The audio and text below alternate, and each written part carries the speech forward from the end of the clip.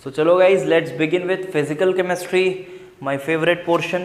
हमने organic chemistry अभी ख़त्म की, पेपर 1 की ऑर्गेनिक केमिस्ट्री ख़त्म की और काफ़ी वाहियात क्वेश्चंस थे उसमें। मैं पेपर एनालिसिस अलग से बनाऊंगा। कुछ क्वेश्चंस तो गलत भी लगे, बहुत सारी गलतियां भी लगी क्वेश्चंस में।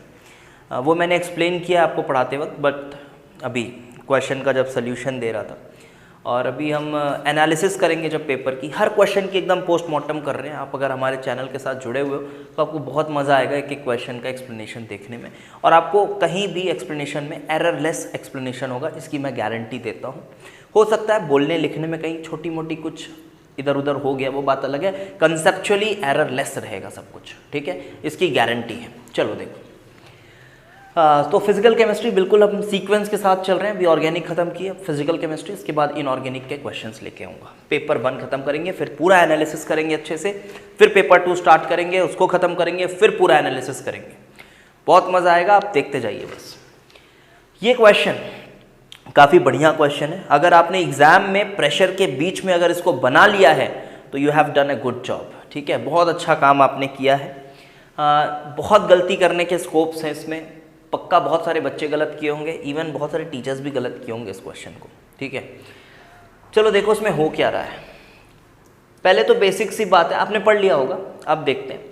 HG गैसियस का कंबशन कराया जा रहा है, HGO सॉलिड बनाया जा रहा है, ठीक।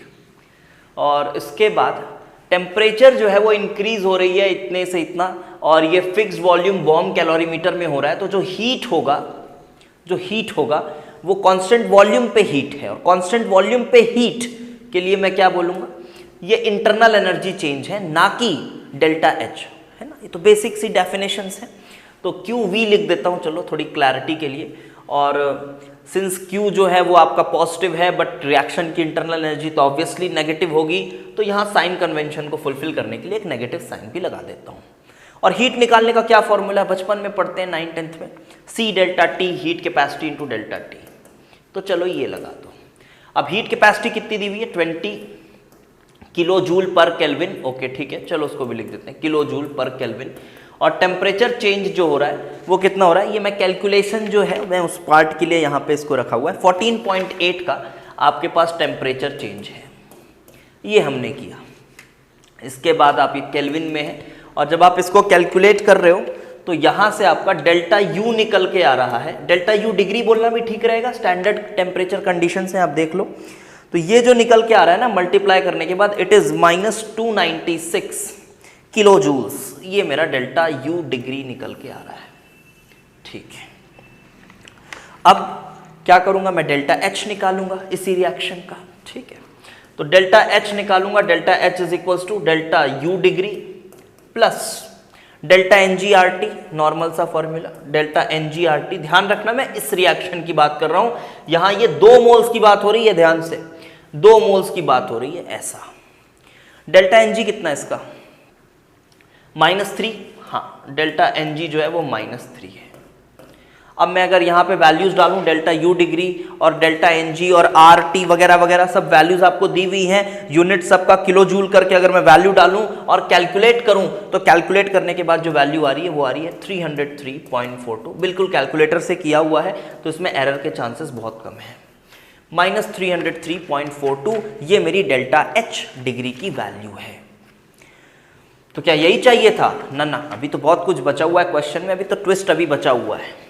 अब क्या करें, हमें चाहिए molar enthalpy of formation of HGO solid.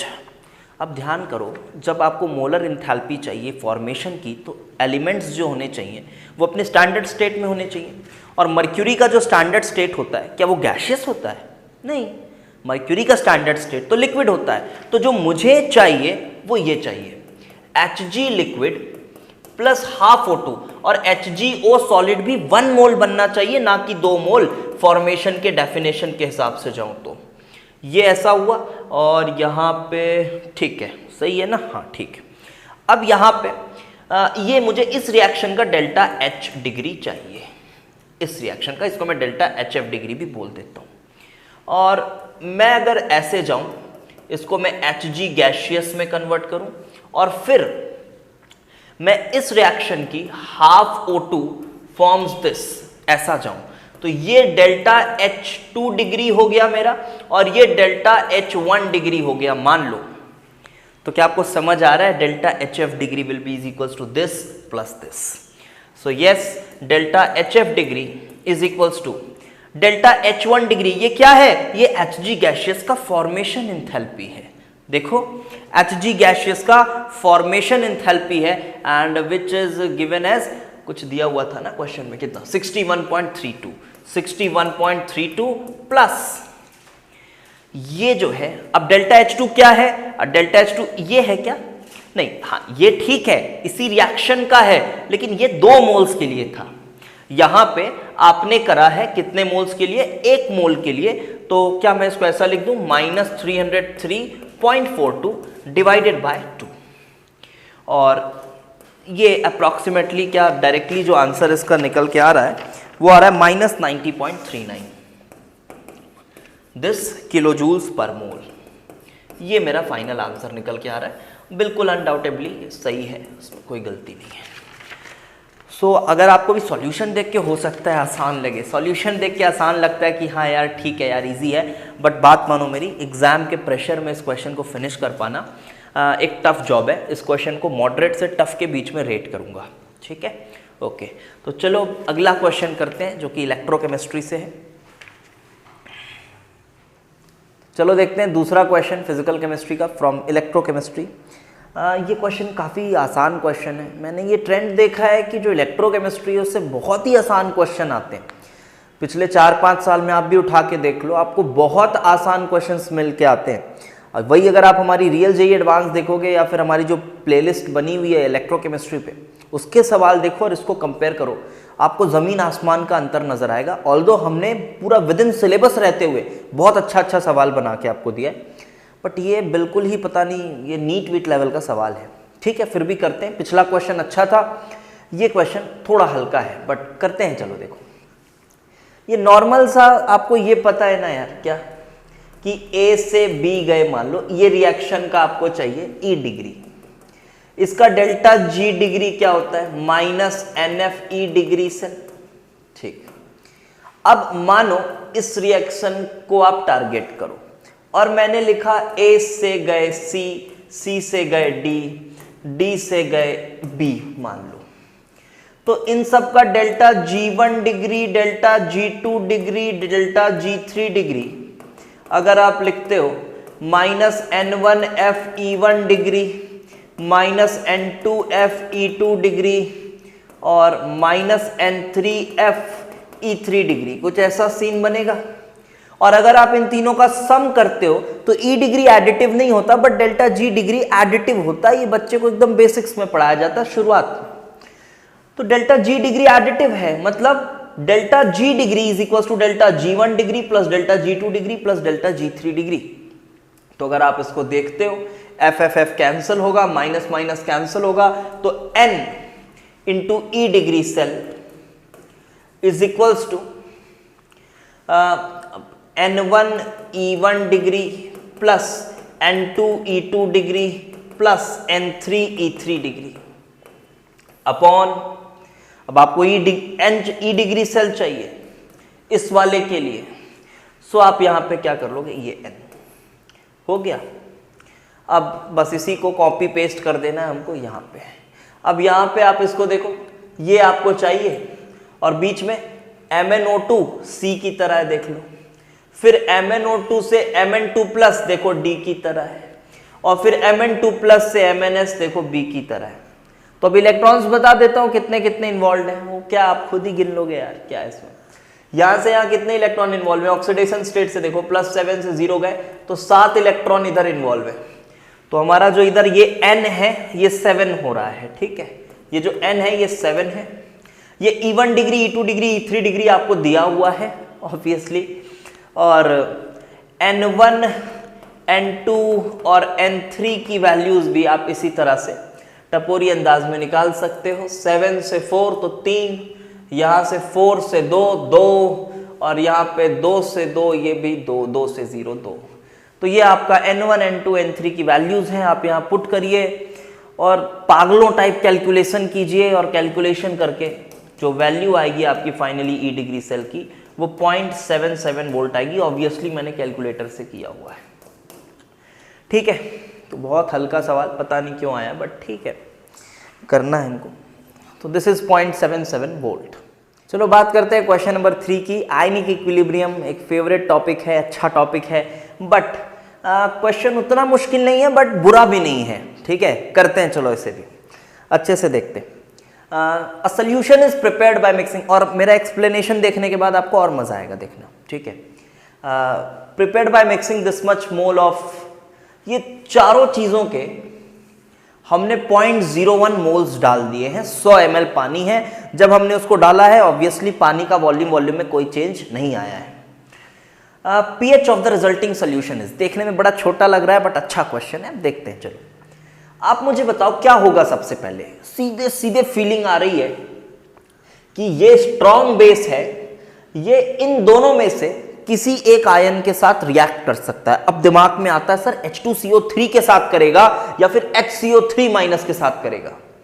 तो हो सकता है कुछ लोग आपको डायरेक्ट बता दें बेटा H2CO3 के साथ करेगा, बट हम उसको थोड़ा एक बार समझ लेते हैं क्यों H2CO3 के साथ हो रहा है, HCO3- के साथ क्यों नहीं हो रहा है। आपको देखना है कि कौन सा रिएक्शन सबसे ज्यादा फेवरेबल है। आप जब भी आयनिक के सवाल करें, 2023 वाले बच्चों को बता रहा हूं मैं, 22 वाले बच्चे तो अभी तक अपना सोल्यूशन या फिर आंसर की से आंसर मैच कर लिए होंगे, तो best of luck for them. But अभी जो हम एनालिसिस कर रहे हैं ये बिल्कुल इस तरह से कर रहे हैं कि एक एक क्वेश्चन को बहुत अच्छे तरीके से देखें। तो हम यहाँ पे अगर H2CO3 के साथ एक बार रिएक्शन कराते हैं, देखो तो H2CO3 के साथ जब आप बेस का रिएक्शन कराओगे आपको क्या मिल रहा होगा, HCO3- प्लस H2O। तो इसका इक्विलिब्रियम कांस्टेंट क्या आ रहा होगा, एक बार पहले देखते हैं।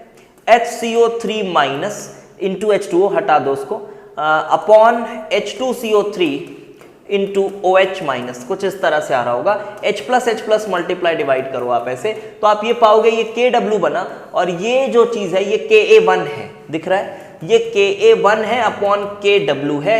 अच्छा, इसी तरह से जब आप बाइकार्बोनेट के साथ कराओगे, HCO3- के साथ जब आप OH- का रिएक्शन कराओगे, क्या आपको समझ आ रहा है, वहां की जो इक्विलिब्रियम कांस्टेंट होगी वो KA2 अपॉन KW करके मिलेगी, और यहां की KA1 अपॉन KW मिली। कौन सी बड़ी है, ठीक है सर, ये KW तो 10⁻⁻14 है, KA1 रफली मैं मान लेता हूं 10⁻⁻6 है, ठीक है सर, ये तो 10⁻+8 के आसपास है।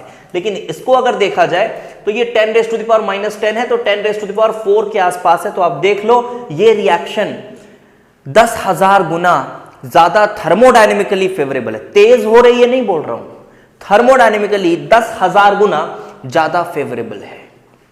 तो किसको कराओगे, ऑब्वियसली इसको कराओगे, H2CO3 OH-, ऑब्वियसली उसे कराओगे।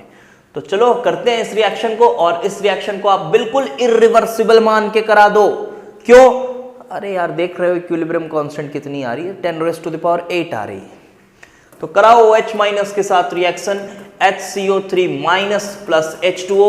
अच्छा 0.01 मोल्स, हाँ जी 0.01 मोल्स, हाँ जी बिल्कुल रिएक्ट करेंगे, पूरी तरीके से खत्म हो जाएंगे, ये भी खत्म, ये भी खत्म, और ये बनेगा 0.01 मोल्स। अच्छा, तो ये बना 0.01 मोल्स, पहले से भी तो था, कितना था 0.01। अब छोटे मोटे जो रिएक्शंस वहां चल रहे होते हैं उनको हम नेग्लेक्ट कर रहे होते हैं, आपको पता होगा आयनिक जब पढ़ते हो आप, और ये बिल्कुल श्योर शॉट, इसमें कोई कंफ्यूजन आने का है ही नहीं। अगर आपको इसमें कंफ्यूजन आ रहा है तो आपकी आयनिक की जो पकड़ है ना वो थोड़ी सी अभी कमजोर है।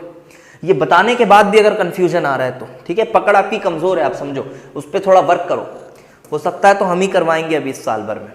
तो 0.01 तो टोटल अगर हम देखें तो ये तो खत्म, ये भी खत्म, ये चीज बची हुई है कितनी 0.01, और ये चीज जो बची हुई है वो है 0.01, और ऑलरेडी पहले से भी थी। तो टोटल मैं बोलूं, देखो तो उतना मुश्किल नहीं है, दिस एंड दिस क्या बन गया, बफर बन गया। ये एक बफर सॉल्यूशन फॉर्मेशन हो गया है, this is nothing but a buffer. और HCO3- का जो अमाउंट है वो है 0.02, और इसका जो अमाउंट है वो है 0.01। अब नॉर्मल हेंडरसन इक्वेशन यूज कर लेते हैं, फॉर्मेलिटी बच गई है। तो pH एसिडिक बफर है, pKa2 यूज करूंगा मैं ऑब्वियसली। तो pH is equal to pKa2 plus log of salt upon conjugate base upon acid which is 0.01 upon 0.02। आप ये देखें तो ये माइनस लॉग 2 जैसा कुछ आ रहा है।